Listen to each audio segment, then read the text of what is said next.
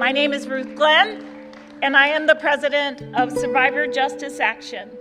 In 1992, I was shot by my abusive husband, and I had no federal protections to turn to.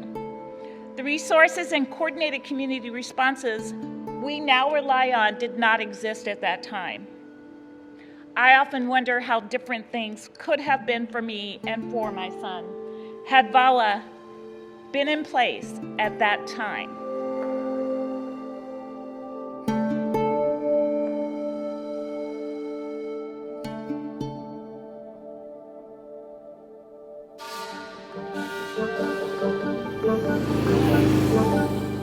It was 2019 when the Attorney General Barr came up to Alaska, and he did a visit in the villages. And shortly after visiting a couple different villages, he declared a law enforcement emergency with what he saw with the crimes, such as domestic violence and the sexual assault. In addition, $10 million was given to the state of Alaska to help combat some of the issues in the villages after Attorney General Barr's visit. I do not know where that money went. We used to do a thing we called rat patrol. We would go down the streets of Anchorage, mainly 4th Avenue at the time, because the street was lined with bars. The indigenous people would go down there and they would have a little bit too much, or they would get drugged, and the next thing you know, bad things happened to them by the bad people that are there. And a lot of them were murdered and raped, and even to this day, after a winter, they find dead women in the snowbanks and various places when the spring thaw comes.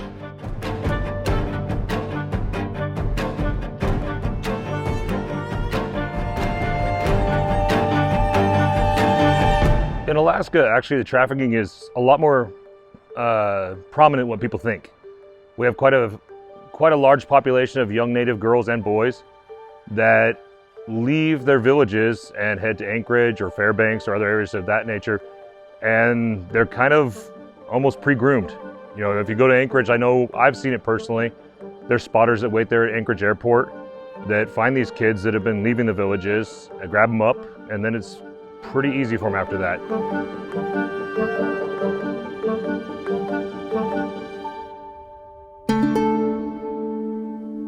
I grew up around family with my older cousin. She wasn't the best influence. Everyone told me that, and I just kind of brushed it off because I loved hanging out with her. With her,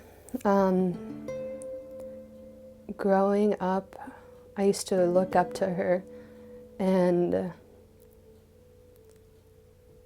she was supposed to see the sky, and she didn't want to see him anymore, and he wouldn't go away, and he raped me. I was 12. I didn't really know much about it until I started realizing when I was older. Wasn't too long ago that we as a country didn't want to talk about violence against women as a national epidemic, let alone do something the government had to address. Society often looked away, and so many places violence against women wasn't a crime.